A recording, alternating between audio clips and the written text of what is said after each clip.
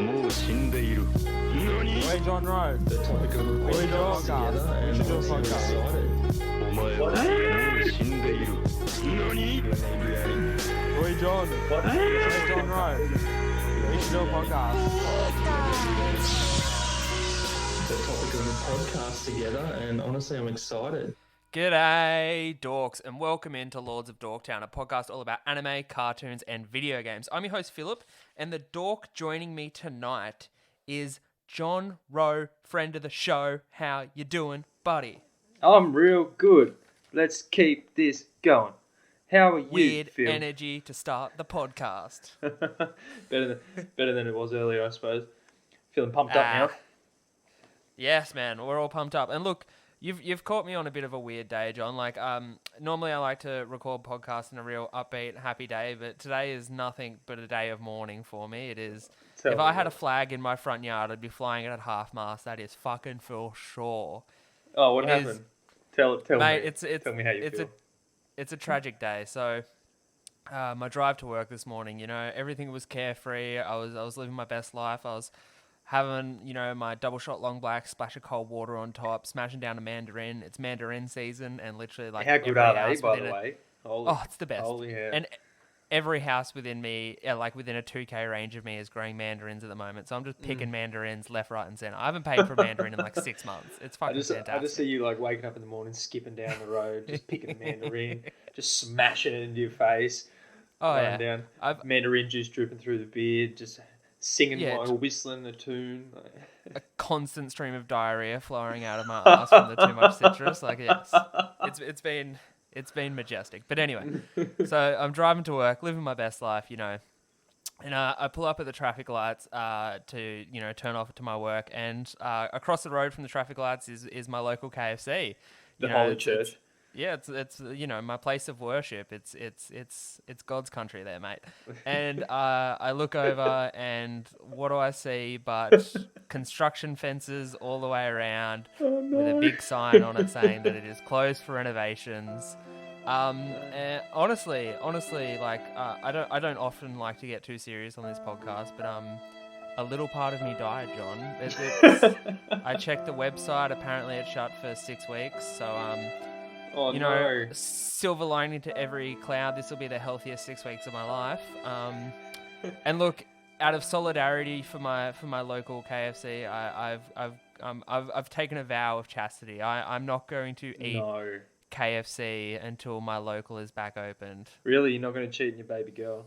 Nah, man, I'm not going to do my dog like that. Like, I just, she needs to know she's my one and only in my life, and yeah, it's just how it is. So yeah, it's a real somber day over here, buddy. I'm not gonna lie. Man. There was a point midway through the day where I realized like I feel like I was going through the stage of, you know, denial of grief for the first half of the day, and then I got to after lunch, and it just kind of hit me like a wave where I realized I wouldn't be able to get KFC for 6 weeks, and it just kind of it honestly stopped me in my tracks, and I was like, man, that's it really sunk shit.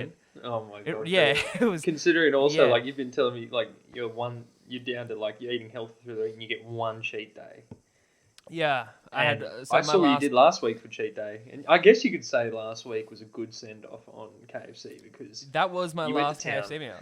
I think I'll add it in a little audio clip because I recorded myself to send to the snap for the boys on Snapchat of play it right of what I ordered. I'll play it right now. Anyway, so that's what I ordered. Pause after. Yeah. So yeah, that's my KFC. And look, yeah, it was a beautiful send off. It was honestly one of the best meals of KFC I had in a while. Maybe because it was like 2 weeks between you know between drinks at the hole for me. You know, like I'd abscond from my baby doll for 2 weeks, and I took a tolerance break. I realized that my tolerance for KFC was quite high, and I wasn't appreciating it as much. What it really is, yeah. And then I had 2 weeks off, and I went back and I had my big cheat day meal, and I was fucking satisfied. I was greasy, but I was satisfied. The next day was a bit rough. Oh yeah. The high diet of mandarins and KFC did nothing good to my colon. So I'm just imagining, like, I've already started planning my meal for when the KFC opens again in 6 weeks. So really? It's gonna be fucking epic. I'm gonna need to take like 4 days off work just to just to digest it, you know? Well, 6 weeks, I mean, that could line up nicely when I'm coming back through town. So if it does, I promise you I'll come with you and we're going to have a good time. Yeah. Eat that KFC out of chicken. Anyway, brother, enough talk of KFC up top of the pod. Have you been getting into anything lately? What's been getting it for you, brother John? In terms of anime or manga, nothing new. I'm keeping up with everything I'm already booked under. A lot more new stuff on the one new game on the PlayStation though. Yeah. If we want to talk about now, it's a nice little. Let's go. Nice little kind of survival top-down action RPG called Tribes of Midgard on the PlayStation 5. I believe it's also on PC and PS4, but it's not cross-platform yet. Think Rust if it was top-down Diablo. Okay. Yep. Yeah, build. Kind of not as in-depth building, but you got to kind of protect your base. From hordes of monsters that come in at a periodic time, and then you've got to go out into the sandbox world and explore, gather resources, do checkpoints and quests. It's got 2 modes. One's a survival, where you just keep ticking the days over and see how far you can go and how big you can build up, and the other one is the season, which is called the Saga season, where there's 15 days. Each day gets progressively harder, and then within those 15 days, you've got to kind of like beat the raid boss, they're calling it. So managed to do that as well. So yeah, I've been having a lot of fun with that game. I recommend it. It's only about $25 as well. So I'm guessing by the Midgard bit, it's what Viking based aesthetic? Yes, yeah, all Norse mythology. The first season's based around the Fimble winter, which is like the never-ending winter that leads into Ragnarok. So yeah, there's a good bit of lore there, and also you get invaded by Jotun giants, kind of like the ice giant, the fire giants, kind of stuff like that. So, oh shit, yeah, cool. It's got a really good aesthetic. The co-op play is actually quite good as well. You can have up to 10 people join your world in the Saga seasons. So far, I've only had one person that I've played with that's been complaining about their connection, but they were in the UK, so I'm not sure if they're playing the right server or not. What was happening? Yeah, no, good fun. I hope you can get a copy soon. You can play it. I mean, if friend it's of the show, Diablo, Josh is playing. Yeah. If it's Diablo, like, I mean, I'm ready to go in because I was cleaning the shed the other day and I uncovered my Diablo 2 box set with all the DVDs, like with all the CD-ROMs and the game things. Yeah, I found it. It was in the box of like the most random shit. I don't know what I was thinking because it was the Diablo game with the Game of Life game, like the board game Game of Life. Oh, you've got the board game as well? Oh, it's missing so many pieces. But anyway, and then... Oh, no, sorry, the board game Game of Life, not the board game of Diablo. No, okay. No, the board game for the Game of Life.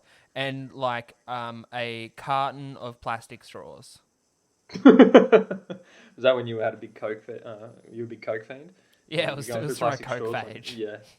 My Coke phase. You had so much Coke, you had no dollar bills to line up, so you just had straws. next to your last copy of the Bible. I saw that. I saw that thing, and the Diablo 2, and I was like, oh man, I could install that again, and I could play that again. You've got a gaming PC, and you haven't fired it up yet, so... I know, it's crazy. Wouldn't that be a nice way to ease it into performance? Would be going with extremely low-res Diablo 2. Oh, man. I think just for my mental health, I don't think I can start playing Diablo 2 again, because man, every time I play it, it's just like, it's such a wormhole. Like, that and Stardew Valley are 2 games that I really can't, pick up. Yeah, they're pretty similar to each other, so I can see the correlation there. Yeah, they're just fucking time wasters. Stardew Valley wrecks me, man. Anytime I reinstall Stardew Valley on my PlayStation or the Switch, someone should be calling Lifeline because I'm going through things. It's like that and Hearthstone. Hearthstone, yeah. Anytime those things they're like red flags, just fucking immediately, fucking call help. Are you a fan of gardening or farming at all? I mean, like in the real life? I mean, I've got heaps of plants around the house. I like indoor plants and I like stuff like that. But like I hate I lived on a farm in air quotations, if you could call it that, for like 2 years, and just It was a hydroponic farm, wasn't it? No, I think it's what they would call like a hobby farm. But Yeah. I fucking hated it. Like the sound of roosters in the morning, and like now I'd be kind of okay with it, but yeah, nah, the farm life is not for me. I'm Not very even, much. Not even a little bit of tomato. Like, you can grow your own tomatoes. That's half your breakfast. I mean, I'm growing my own parsley, basil, Mm-hmm. but I mean that shit's like a weed. You just plant it somewhere and it just grows no matter what. Yeah, it's the same with chives, man. We had one bucket of chives, and they just constantly going. You got to clip them. Oh yeah. You got to clip them more than you got to clip grass. Yeah, it's fucking nuts. But speaking of video games, man, I got into a video game anime this week. So a Netflix animated series called Dota: Dragon's Blood, based on the classic MOBA of the same name, Dota. I think it's Dota 2 is the big one, isn't it? Well, yeah, Dota 2 is kind of like the daddy of all MOBAs. Yeah. Um, So I've never played itself Dota. wasn't really as popular, and Dota 2 kind of really cemented the whole genre. Yeah, so I never played Dota, but I've kind of been making an effort to go through all the Netflix animes that are out there just to see what's good and not. I watched Dota's Dragon Blood. It's 8 episodes on Netflix. It was released in March 2021, animated by Studio Mir alongside of the Netflix animation studio. It received an 8 out of 10 stars on IMDb. Really? What about Rotten Tomatoes? I think it was like at 76 or something like that. Oh, that's alright. I'm not to bury the lead too much here, but that score is fucking undeserved in my opinion. So Nice. these 8 episodes, I would say, are probably some of the most blandest anime / fantasy cartoon thing I've ever watched. It's so middle of the road that it almost amounts to nothing. So Give us I watched a synopsis of it, because I could understand if they did League of Legends. They've got such a rich lore behind it. But I mean, Dota 2's not even going anymore. Everyone's moved on to League. And I never remember there being such a thick story with it. So I'm sure it would have all been just writers going at it with using kind of the assets that Dota set up. So from what I've read online, they've taken, certain playable characters and certain items and locations and put them into and kind of weaved a story around that in the anime. But there's two protagonists, Davion and some Sheila, who I completely can't remember her name. It's so vanilla character, I remember nothing of her. But basically, Davion the Dragon Slayer is fighting a dragon at some point, and there's a demon called Terrorblade, which is the dumbest name I've ever fucking heard. And just hearing it spoke in the anime, it was like, I am Terrorblade. I was like, oh, this fucking sucks. But anyway, This is back when Davion Fantasy was still pretty young, though. I mean, how old's Dota? Dota's got to be like 20. Oh, it's been out for a You have to fucking be while. approaching 20. But yeah, Terrorblade, that sounds super like WoW. Oh, it's so dumb. But so Davion gets possessed by this dragon who's an elder dragon who's part of these 12 dragons that are aligned with the celestial elements. And then there's this chick who is the priestess of this goddess who's maybe bad but is really bad. And then there's this sorcerer who lives in a tower, and he's maybe good but he's kind of also bad. And then there's elves that are kind of bad, but also kind of good. And it's so nothing. And I cared so little about every character in there that it's nothing. And it's got these, so it's basically all hand-drawn animation with the exception of the dragons and the larger monsters, which are they're CGI. But the CGI is so awful. It is these just ganky fucking awful CGI things just meandering across the screen while these kind of beautiful hand-drawn animations are just slashing at nothing. Like it's so unwatchably bad for the CGI. I fucking hated it. Yeah, It also- that reminds me of I'm gonna forget the name of it, but also another Netflix series that I watched, Dragon Prince maybe or something, Dragon something, and it was Dragon's exactly the Dogma? same. Yes, Yeah. the dragon is CGI'd, right? Yeah. Is it kind of that kind of vibe where it just Yep. the two don't mix. They don't mix at And all. It's also- not like doing something real life with CGI, where you can kind of make up the ground. If you're doing like hand drawn with CGI, it does not work. So and I have seen it. I have seen it work in certain series. A series that I don't really want to get into much now because I've got a whole episode planned for it later. But Baki, the series does CGI in with the animation, and it looks good because they use the CGI in a way that makes the original kind of drawings come to life a bit more, and it But- gives. Yeah, but they digitize the drawings though. They digitize the leading drawings. into Yes. it. They make it a smooth transition. When It's smooth transition. Yeah, if you've got something that's doing like just hard of both styles laid on top of each other, you can see the difference. Which And also, in Dota, the dragons have to obviously engage with the surrounds, and it never. There's just this weird disconnect where it doesn't feel like the dragon has any weight or presence in the scene. It's just yeah, it looks like it's just fucking this monstrosity just meandering across the screen. I didn't really didn't really like it. I fucking hated it. okay, that's good feedback. But there's a few more things that I hate before I go into the good things. There's a race of elves in there, like there's the elf race and the elven race, I should say. And for some reason, which boggles the mind, they decided for the voice actors for the elvish people, they would put Aussie voice actors in there, or at least actors doing an Aussie accent. And I'll put in a clip right. I'll put in a clip right now.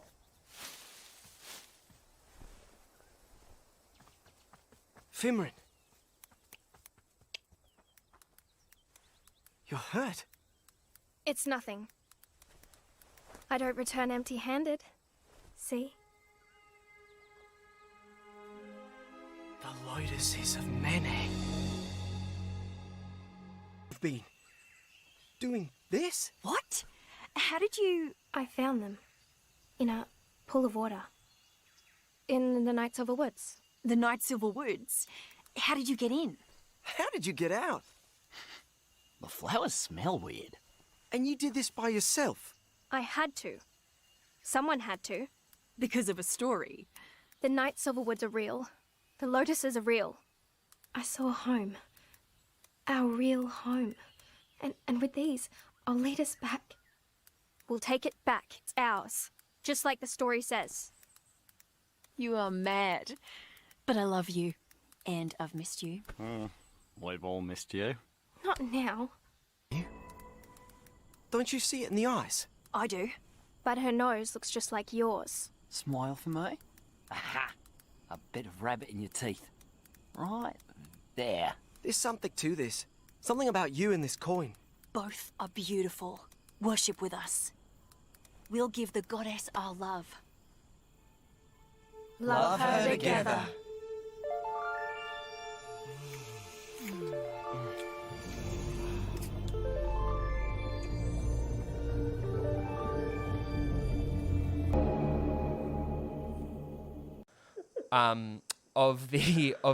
Of some snippets of the voice actors from the elves. So How that'll wrong play does that now. sound? How wrong does that sound?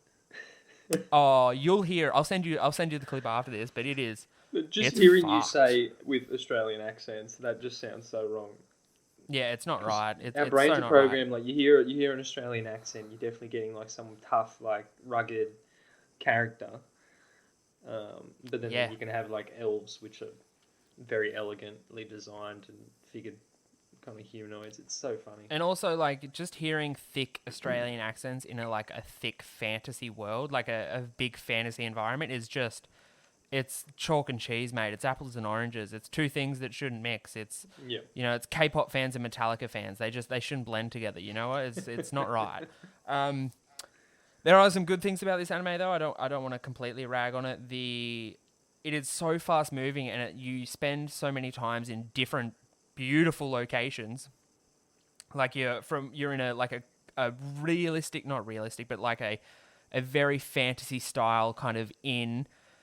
And then next thing you're in these like beautiful mountainscapes, these snowy mountains, and then you're in these beautiful caves, and then the next you're in this elvish forest, and then you're in this celestial palace, and like it's going to all these beautiful locations, and like everything's so lush and beautiful looking, so that's good, but also the background's so interesting and so beautiful, and the foreground with the pro tags and the characters in it is just so vanilla and dull that it just kind of it amounts to nothing. Like it almost cancels each other out. That being said, there are a few shining moments in the series. There's some really good dialogue between the pro tags and stuff like that, and a pretty decent pullback and reveal later in the season. Like it's okay. I think it pays off a little bit. But that being said, like man, I was just bored most of the time. It was. I would have preferred it to be much worse, or at least a little bit better. But the fact that it's just so middle of the road makes me hate it a lot because it's nothing. Yeah, you know? I don't know. It kind of sounds like all the different teams working on it were not in sync with each other. Like you got the CGI with the hand drawn. You've got obviously really beautiful storyboards and backgrounds, but poorly drawn foregrounds and a good story though. As long as it's got a good hook at the end. Yeah, You're probably going to come back for it. Look, I'll watch season 2 if it comes out because, I hate myself, apparently. Apparently. I've hated myself since I was 15, Jesus Christ. But talking... I love you too, buddy. But talking about MOBAs, me and you have been playing an absolute hot new MOBA. What a ripper. I've been thinking about this game for so long, and also, fun note, pronouncing it wrong for so long. Pokemon Unite came out instead of Pokemon Unity, which I was calling it for about a year. It Unity for the whole time. I was I even mentioned it. I think I mentioned it on last episode. I said, and Pokemon Unity comes out any day now. And then listening back, I was like, oh no, it's definitely Unite. Anyway, Pokemon Unite came out. How good! Absolutely fantastic. So joint developed by the Pokemon Company and Tencent Game Studios. It is a free-to-start game launching on cross-platform Switch and mobile coming late September. So it's just available on the Switch now. It's been out for, 3 weeks? 2 weeks? 2 weeks? It's 2 weeks. 2 weeks, yeah. Yeah, and me and you have played a fuck ton. Yeah, hurry up. We've at least 30 hours of this 2 weeks. Yeah, I checked on the Switch this morning. I've put in like 35 hours, and you're at like 40. So yeah, we've put some hours in, brother. Damn, son. Yeah, well, those 40 hours just fly by, and so yes, it's a MOBA. They're 10-minute games. They've got time limits on them. It's a switch from normal MOBAs where you go until you win. These ones are timed, and we've done 40 hours. At 10-minute games. That's over 100 games we've played. Yeah, easy. And so we should, for anyone who doesn't know, we should break down. So a MOBA is a multiplayer online battle arena game based around the core concept of 2 teams. In this case, it's a 5v5. I think most MOBAs are actually 5v5. Yeah. Where everyone starts off as at level 1. Some Pokemon start off as their first evolution. Some Pokemon don't. And basically, the goal of the game is for your team to catch as many wild Pokemon. And then with the wild Pokemon you have caught, dump the points that you get from those into your enemies' towers or buckets or whatever you want to call them. And there are a few differences between the standard MOBAs that a lot of people are used to and Pokemon Unity. One that I Unite. think... I did it there too. Unite. One that I think that is... a little late for that. One that I think that is very interesting and I think changes the gameplay up a lot is that when you're under an enemy tower or an enemy dunk zone or enemy score zone, whatever you want to call it, you actually don't take any damage. So that for me changes up the gameplay a lot because me and you, I don't know about you actually, but I've played a lot of MOBAs in the past. I was a massive fan of Paragon, Wild Rift, all these MOBAs. I did dip on League for a little bit. All these MOBAs I really enjoyed. And this little combat mechanic this little game mechanic of not taking damage while you're in the enemy's base makes this such an aggressive style of MOBA where it's just it's constant pushing. It's constant pushing. There's a hazardous play mode or a hazardous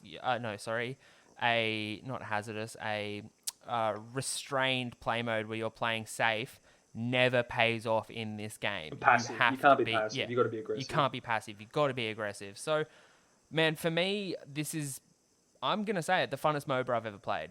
It's fantastic. Yeah. Like I've spent a lot of time on MOBAs. I mean, I started back with Heroes of New Earth. Would have been 10 years ago. The OGs know what that's about. Actually, the OGs know what Dota's about.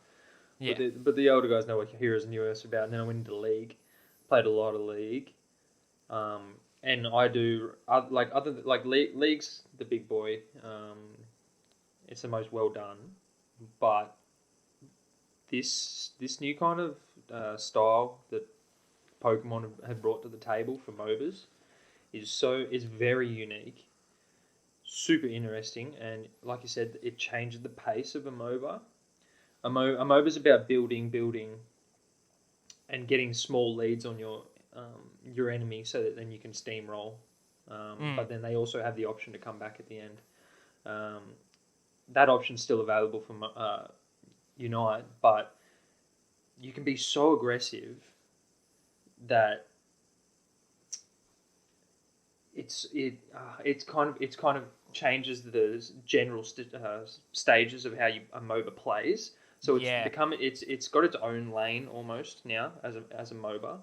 I would say it's definitely in a different category to most other MOBAs. Well, to all other MOBAs, I would almost say this is like an action-based MOBA where there's not like, and I've with the history with my history with MOBAs I've experienced, like with my experiences, there's a lot of slow moments in MOBAs where you're just, you're farming last hits, you're building your stuff, you're doing little poke damage and retreating back and little poke damage and giving little inches every time. But where with, in these 10-minute Pokemon Unite games, it is like go. Like it's not little pokes and stuff like this. You're running in, you're doing big bits of damage, or you're taking big bits of damage and you're trying to get out. And like, because the punishment for death, with the exception of your team, the opposing team gaining XP, it's not really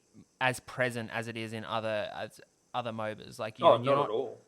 Yeah, because you're not losing anything if you die almost without the you're giving experience to the other players, but total deaths mean nothing. Like we've had games where we've played where our total deaths on our team may be each member of the team has got 5-10 kills, and there's members on the other team with 30 kills, and we've still won. Like, you know what I mean? Like death kills don't matter. Exactly. And the map boss, which is the Baron in League, it's a Zapdos. Will spawn right in the middle of the map, and if you get that, also worth mentioning, in the last 2 minutes is like the end period where double points are activated. Fuck yeah. In a game that's all about scoring points, like the entire game can change. It does change in those last 2 minutes. Every game changes dramatically in those last 2 minutes. Every game, we've gone from being down 400 points to winning by 2. So it's 10 minutes, and they've positioned themselves perfectly that like no matter what, those 10 minutes count as well. It's not play for 3 minutes, get steamrolled, and then just forfeit. Although we want to do that sometimes when we're pissed off at certain like teammates. Many times. You've got to get to that 8-minute mark when Zapdos spawns in the middle of the field, and then kill him or score. You can still score like normal, get double points, but if you kill him, then you get instant scores. Worth mentioning, when you do go to score on the enemy's base, there's a bar you have to fill up without being attacked to dunk the points. The more points you have, the longer that bar takes to fill up. Which I hated on that at the start, but perfect mechanic. It's perfect. Yeah, so it's super interesting. It's definitely paving its own lane. It's a well needed kind of pivot on a very strictly structured genre, which is MOBA. Because you can go to any other MOBA, you can play one and be good at one, and you can basically pivot into all the others. Whereas this one's different enough that you're going to have to learn it and observe it. So super stoked with it. I also find it like with a lot of other MOBAs I've played in the past, like Smite and stuff like that. Would you classify Smite as a MOBA? Yeah, Smite's a MOBA. It's got MOBA modes. It's got modes with lanes and towers in it. I'd call that Yeah. Yeah. I mean, we mostly played the arena, I'm pretty sure. I played a shit ton of actual Smite with lanes and arena. But anyway, the third person ones are always going to be a little bit different just because of angles that you can see and whatnot. But with the like in regards to Smite and stuff like that and other MOBAs, the item system and stuff is so complex to go into, and at first glance Pokemon Unity seems very simple. Like there's I'll call you out on every single turn. I'm gonna put like a ding sound in every time I do it, and then fucking hell. Yeah, let's have a counter going. Yeah. So yeah, with Pokemon Unity, on the outset it seems so simple and so easy to grasp, but when you get into it and when you start figuring out, okay, what moves combo together, what Pokemon combo together well, what lane together, who lanes together well, what are these small buffs on the map do? There's so much minutia that you can kind of fiddle with and get your head around that it is complicated. Like for a game that seems so simple, there is a lot of things going on in the background that once you get at least a lot better, or you get better at the game and you can understand how things are going. And classic example is for the first, 20 games or 15 games me and you played together, we were getting absolutely wrecked anytime there was a Gengar on the opposite team, and we didn't know what was happening. We were going from full health to no health in seconds, and Gengar was just dipping in, doing a bunch of damage and dipping out. We couldn't figure out what was happening, and then we were reading through Gengar's ability sets and kind of trying to work out, what was happening. And his ability, if you pick the moves for Gengar, Sludge Bomb and Hex, you can something don't where... get rid of the secret, bro. It's getting nerfed as we speak, so it's fine. Yeah. So what was it? So Sludge Bomb would inflict poison on whoever it hit in a target area, and Hex, if you hit a Pokemon who was being affected by a status condition such as poison, it would reduce the cooldown of Hex and you could use it quicker. But instead of reducing the cooldown of Hex, it removed the cooldown of Hex. Yeah. So once Gengar had you poisoned, you were basically dead because Hex works at a large radius. You can teleport from large areas, across great distances on the map. So even if you have a dash ability or an eject button, or you're in a tower, or you're getting healed, or you hit a berry, none of it matters because Hex is going to melt you. Yeah. Basically, the only counter was to learn the time difference between the Sludge Bomb and the Hex and make sure that you dashed as soon as you knew he was going to do the Hex, because it's you're basically spamming the buttons. So there's roughly 1 second between the Sludge Bomb going off, or it's probably half a second, honestly, between the Sludge Bomb going off and the first Hex. That's 1 second after that. Yeah. You have to dash at that exact moment, and if you don't, you're gone. Like, you're not going to get away from it. No chance. I was doing a different counter where I was eject buttoning away from the Sludge Bomb, because there is an animation you can see of Gengar using Sludge Bomb. Yeah. So you just eject into it, like you just do eject button in any direction, and you eject button out of the radius, because Sludge Bomb is a rather small, AoE. So you can just eject button out of it, and if Sludge Bomb misses, Gengar's dead. He's got nothing. Even an ultimate, you can basically power through.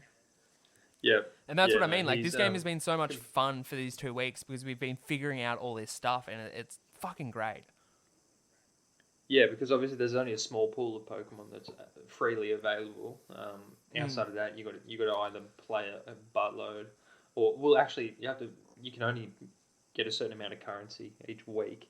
So, and once you play past that, you've got to pay for more. pay for more access to More rewards currency, from playing. yeah. So yeah, it was kind of like, oh, there's a Pokemon we haven't versed a lot, completely don't understand. Say like Absol, I have no idea. Luckily he's free now, so I'm gonna get a lot of time with him.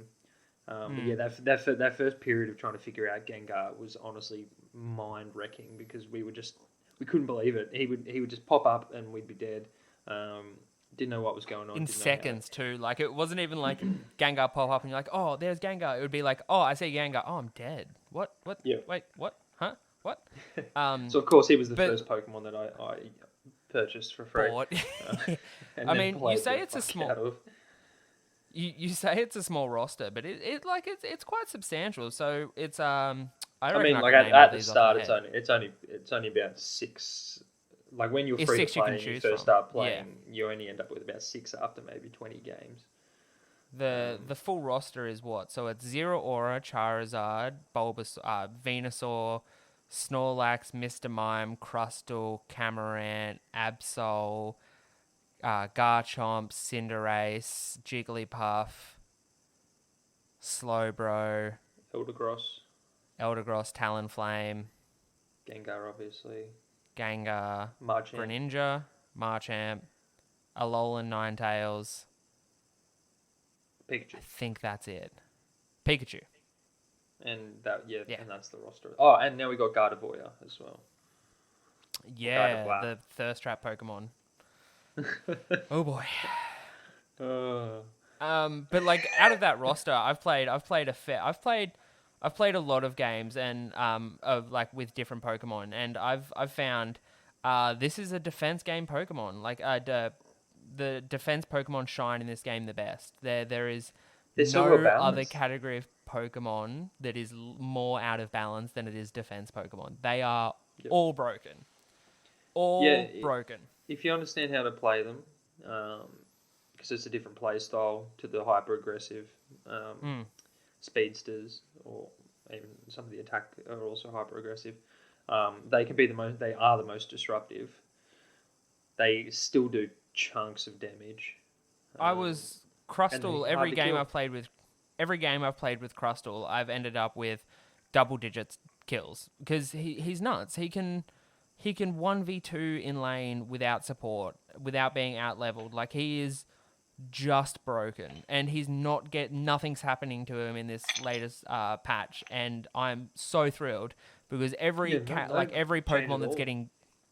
Every character that we've complained is busted. Your Gengar, your Zero Aura, and I've got fucking issues with Zero Aura.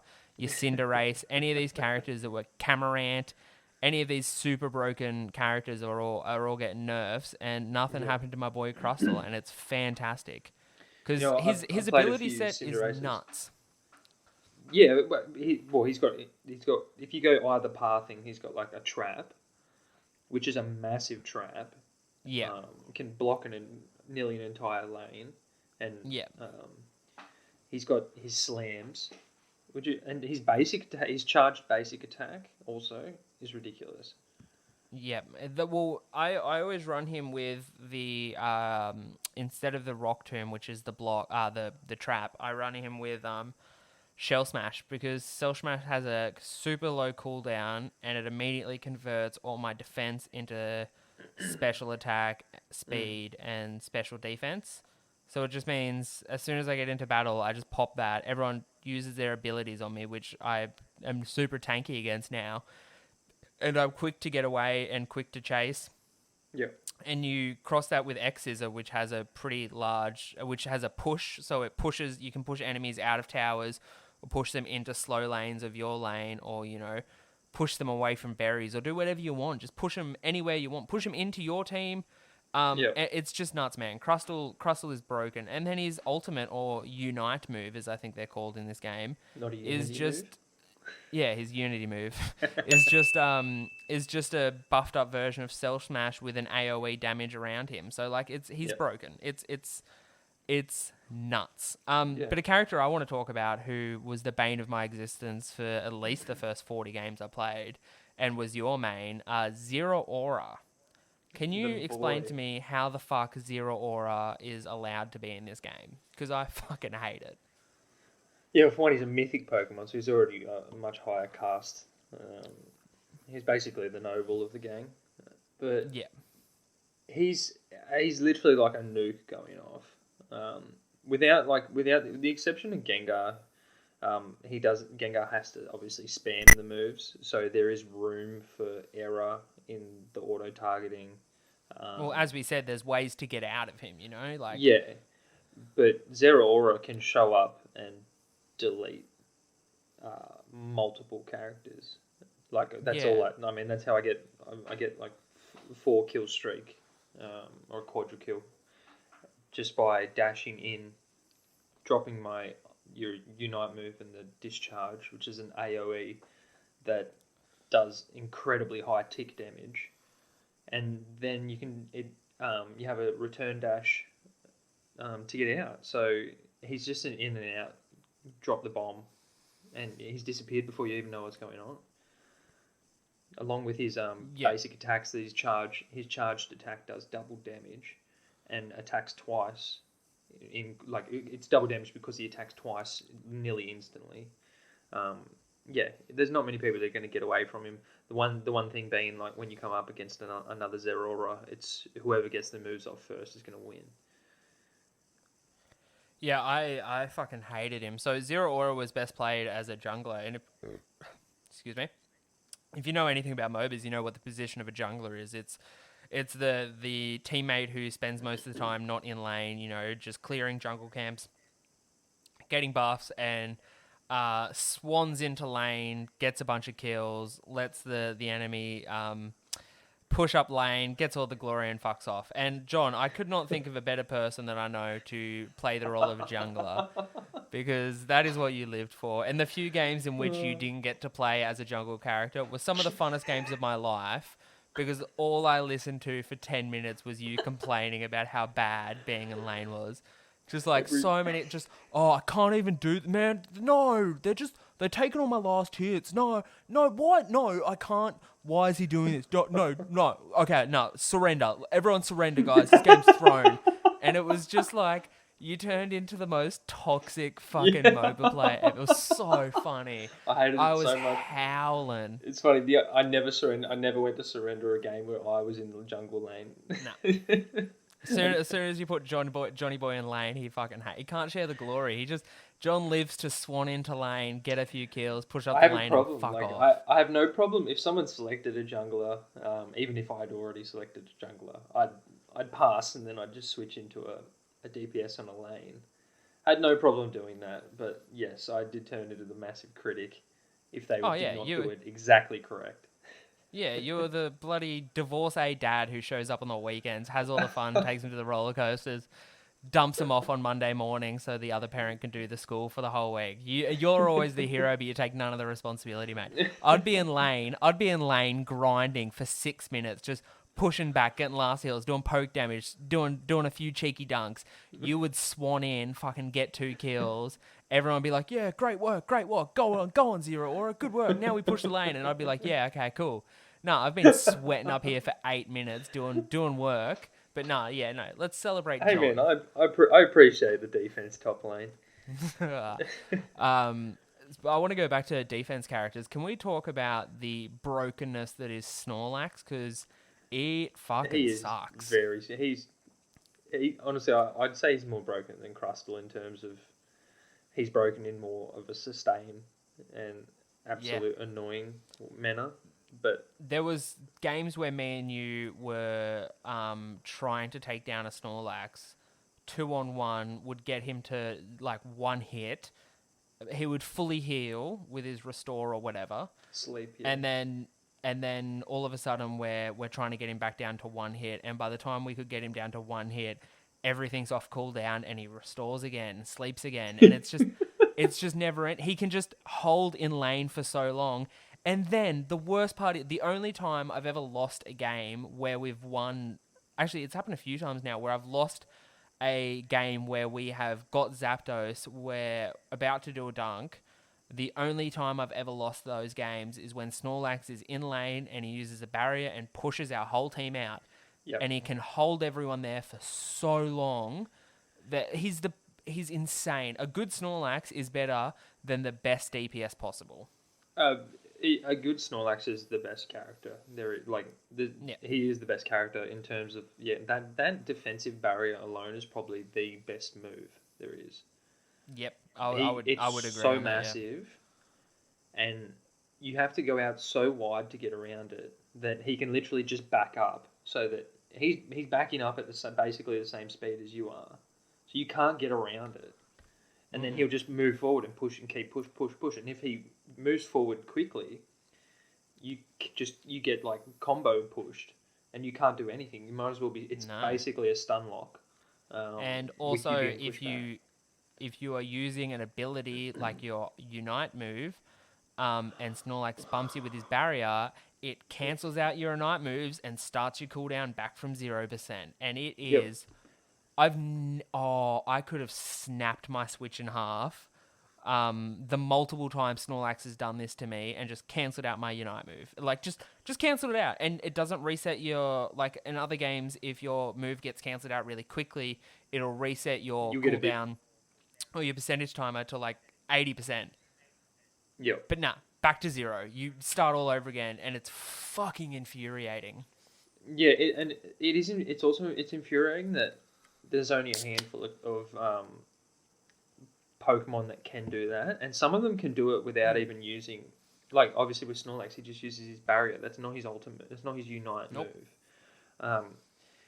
Machamp can just seismic toss you. Is it seismic toss? Submission. Submission you. Yep. Cancels out everything. Unite it just move. cancels everything.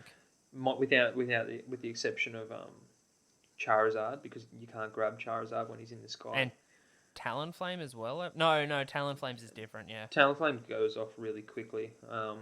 Yeah, it's one of those Unite moves where it's like an instant thing. Yeah.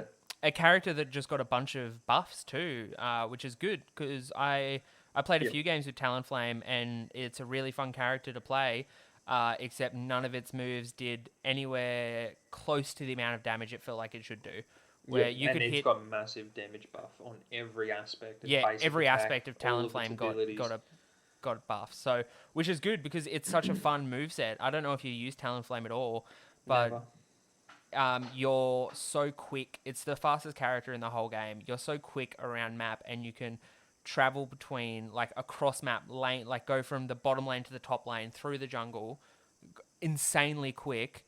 And then you've got moves like Fly, where you're invulnerable, you swoop down, do a massive AoE damage, and then you can trail that into I think it's Brave Wing or Aerial Ace, where it's, again, a little bit like a push attack away from you, and the cooldown for Fly is not very long as well, and plus you're very quick. So if you see something like X Speed or Eject Button, you could get out of damage way because you can't take a hit to save your life. Like, you're just so weak. I would say the biggest glass the most fragile Pokemon would be Talonflame at the moment. And if they've buffed everything, it is now officially a glass cannon. If that's the playstyle of Talonflame, where it's just run and gun the whole time, I am fucking on board. Yeah. Because, it's a super fun moveset.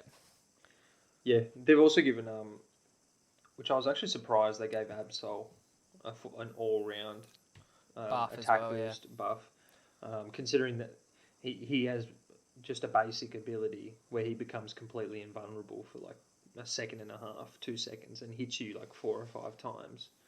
To give him a damage boost like that is, I played 2 games, and one of the games was pretty unbearable against the Absol. It was kind of like a delete. He's turned into Zero Aura now. Oh God. I know, right? Zero Aura got it. They kind of adjusted them a little bit. But also Charizard got a damage buff on both of his abilities, Flamethrower and Fire Blast, which is the main path that you should take when you're playing him. So I'm going to give him a good run. That's one thing I do kind of sucks about a lot of the Pokemon, where there is such a clear move combination you should be using. Where it doesn't allow you to experiment, because, like, as we said with Gengar, his Sludge Bomb and Hex, we've played games where we've had a Gengar on our team not using that combination, and they're just useless. They have no. They're so weak and so powerless. It's almost redundant to have them on their team. And same with a few other characters I played. Slowbro, for example, the character I mained for ages. If he has the option to run Surf, or Scold, and Telekinesis and Amnesia. If you run Scold and Amnesia, you're useless. You can do no damage, and you can... Amnesia just makes you, Slowbro, forget a little bit of damage he's taken, and because of his ability, he takes damage slowly over time. But to use Amnesia, you have to... Well, when you trigger the ability, you momentarily pause... like you momentarily stop moving, and you have to, your ability has to use. And anytime you're using Amnesia is when you're in a fight or escaping, and it just makes it completely redundant because you stop for long enough for everyone to catch up for you, or for you to become a target for whatever nuts ability is going on. And Scald is just a push attack. It does nothing. Where Surf and Telekinesis, Surf... I mean, you've played games with me when I'm playing Slowbro. Surf is nuts in late game. It wipes teams. It's so terrifying. And Telekinesis is a stop, and if you land Telekinesis on a character, they're dead. Especially in a team fight, they're dead. Yep. They're completely stopped. They can't do anything. It negates all their abilities. It's a death sentence. Yeah, well, considering the Surf is a 3-tick disruption. If you get hit with the whole AOE thing, you get disrupted 3 times, and it can hit your whole team. It's perfect for defending the final hoop. Yep. And then if you lock someone up and you've got another teammate there, that Pokemon's done for. No chance. Yep. But it depends on running as a duo, because that ability won't do anything if you're not.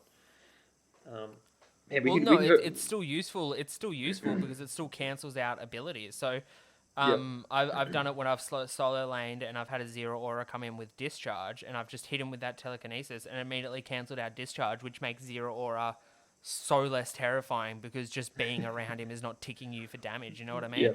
Yeah. Can So, you? yeah, I haven't played him before. Have you can cancel if you're mid hex as a Gengar. Can you cancel, or it won't? It won't auto lock. Yeah, you can cancel. You can stop Gengar's Hex, but the problem is if you're already in the Gengar chain, Hex teleports Gengar into a realm. So it's a skill shot land for Telekinesis. So you landing hit it at the right time. It's next to impossible. I don't think I've ever landed it because as you know, when Gengar uses Hex, he just fucking dips into the Shadow Realm and comes back up to fuck your life. Like, it is just, you're not hitting him. Man, also, like, I'd like to see... I was surprised that they didn't put another healer support in, and they went for another offensive character in Gardevoir. How do you say, Gardevoir or Gardevoir? I would say Gardevoir. Gardevoir. But then again, I pronounce it Pokemon Unity, so don't listen to my advice on pronouncing fucking anything. Yeah, no, you don't have a great track record. The resume's not that great. Were you surprised it was going to be an offensive character? Considering, I mean, the game is pretty rich in offensive characters. Yeah. Look, first of all, I was surprised that they went... No, I wasn't surprised that they went with Gardevoir. I was shocked when Gardevoir was the first Pokemon dropping instead of Blastoise, because it feels like they've done Blastoise so dirty. They really the only original starter that wasn't in the original lineup, like, it's fucking dirty. But, and he'd be so easy in there as a well, you've got Venusaur as offensive, you've got Charizard who is all-rounder. All-rounder. Really, I believe that they maybe all should be all-rounders. I would say make them all-rounders, but I sense Blastoise Charizard will as be a a defense offensive character. Well, that's the thing. I hope not, because Blastoise is the biggest pimp out there. Like, he's in game, he can be the most devastating with a Hydro Pump. I feel like they're going to put him with like a shell, one of his shell attacks, like one of these, like a withdrawal or something like that, for a defense move. But I'd like to see him as I an have a feeling he'll be defense character. We do know that there's a few more characters coming. So we know that Blastoise is coming. We know Chansey is coming. And I think there's one more that I can't quite remember. But I was going to ask you, do you have a dream Pokemon that you hope gets dropped into Pokemon Unity? Oh, my number one. You just said it again. My number one Pokemon, of course. I want Tyranitar in there, baby. He's gonna come eventually. Oh yeah, T-Tar will be in there for sure. For me, man, I just want Krogunk. Give me fucking Krogunk. Krogunk or Metagross. I feel like Metagross could be fucking sick. Krogunk doesn't have any evolved forms, does he? Toxicroak. Oh, okay. Yeah. I don't. They've already got one frog though. You see. Do they? Yeah, they've got to have the diversity there, man. They've already got a frog. Surprising for the guy that's absolutely terrified of frogs. You want every. I like Krogunk. I really do like Krogunk. He's really cool. Some attitude. You know what pisses me off, and I've ranted to you this a few times, is the fact that they didn't give all the Pokemon their evolutions. So with Charizard, you start off as Charmander, you go to Charmeleon. You know, with Greninja, you start off as Froakie, you go to Froppy, you go to Greninja. You know, with Slowpoke, you start as Slowpoke, you go to Slowbro, yada yada yada. But like Snorlax doesn't have Munchlax. Lucario doesn't start as Riolo. It starts as Lucario. Pikachu is just Pikachu. You don't even have the option to go to Raichu or start as Pichu. Yeah. I can understand that one because Pikachu's the Pikachu. Like he's Pikachu. But the others but also Raichu. Raichu's fucking rad. Yeah, to you, but not the the main community. So I can give you that one, but Munchlax to Snorlax, and I mean we've seen it in game. Snorlax is so tanky early game and late game and mid game. Like if he had Munchlax, it would make early game a little bit easier to lane against Snorlax. And like Lucario is beefy as fuck early game, mid game, and late game. If he was Riolo for, the first half of early game.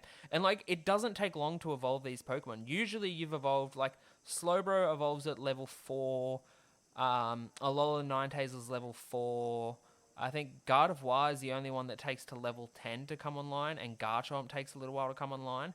But like the ones with three, you could get 3 are 5 and 8, I think. 10. Yeah, well Gardevoir's 10. I know Gardevoir's 10 because I played Gardevoir the other day. 10 then, yeah.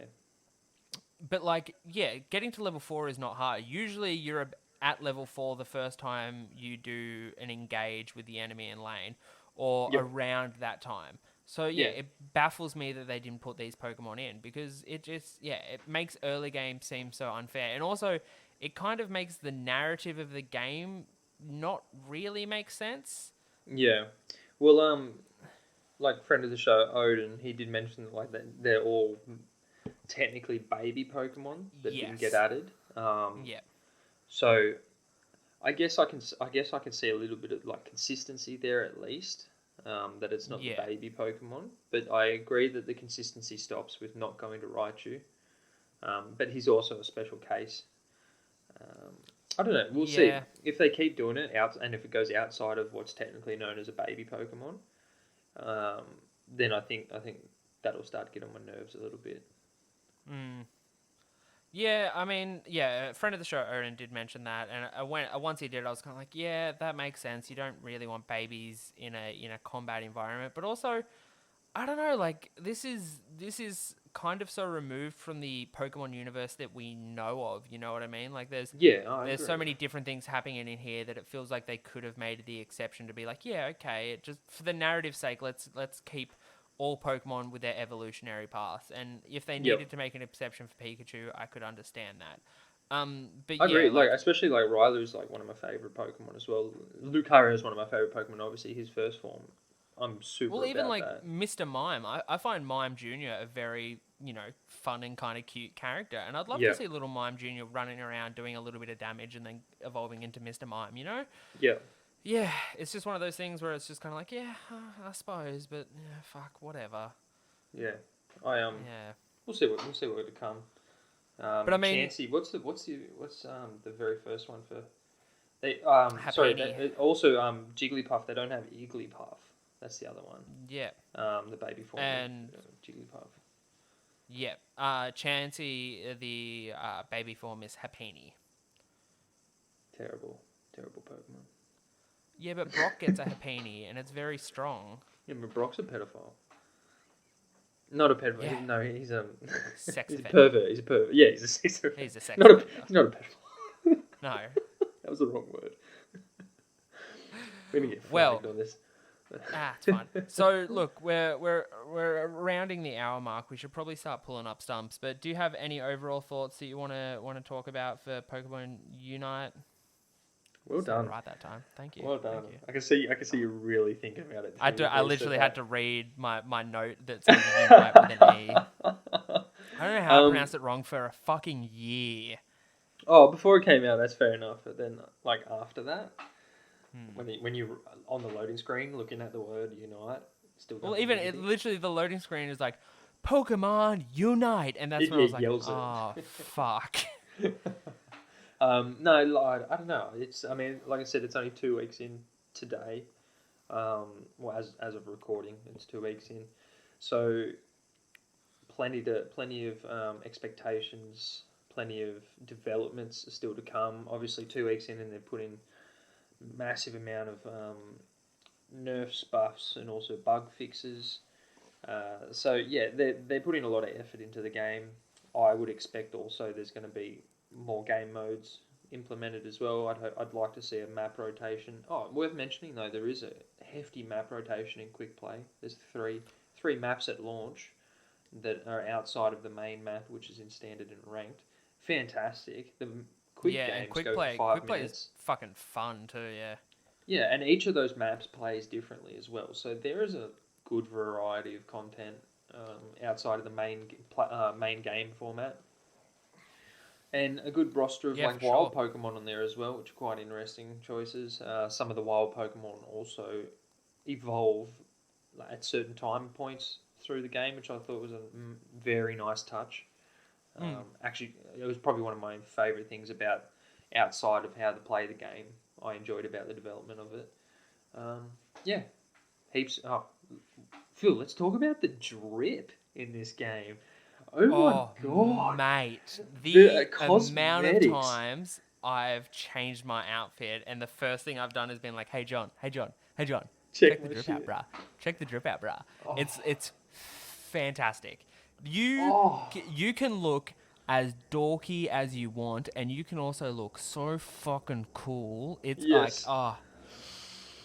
I'm gonna I'll upload a picture to the Instagram of the current drip I'm rocking, because I'm going for this whole sailor farmer aesthetic with thongs, and I look fantastic. Well, let's get the lineup. I can't have a beard though, and that's you know. Yeah, I reckon that. Well, at the moment, the only head cosmetic that includes hair is a cap that has the straight hair coming out of it that you were rocking for a bit. I'd like to see some facial hair. That'd be pretty dope. But let's get like a lineup, a photo of all the boys in the drip. For sure.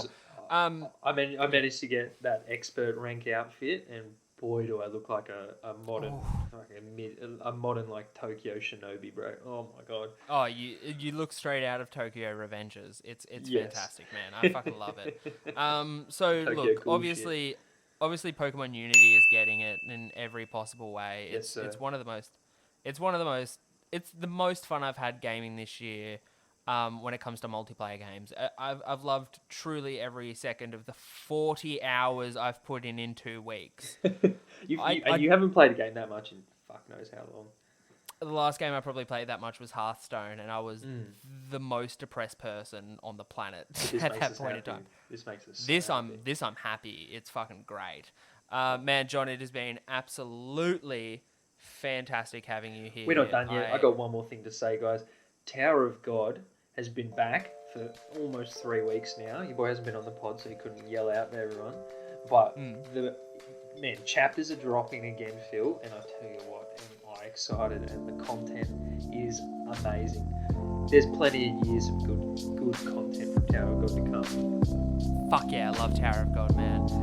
As always, guys, you know what to do. If you enjoy what we do, please leave a 5-star review, rate and review, all that shenanigans.